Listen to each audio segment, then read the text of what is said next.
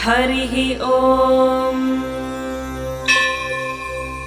शुक्लाम्बरधरं विष्णुं शशिवर्णं चतुर्भुजं प्रसन्नवदनं ध्यायेत् सर्वविघ्नोपशान्तये।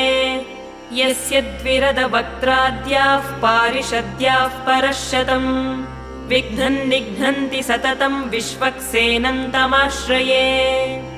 व्यासं वसिष्ठनप्तारं शक्तेः पौत्रमकल्मषम् पराशरात्मजं वन्दे शुकतातन्तपोनिधिम्।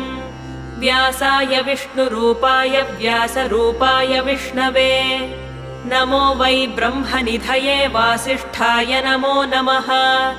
अविकाराय शुद्धाय नित्याय परमात्मने सदैकरूपरूपाय विष्णवे सर्वजिष्णवे। यस्य स्मरणमात्रेण जन्म संसारबन्धना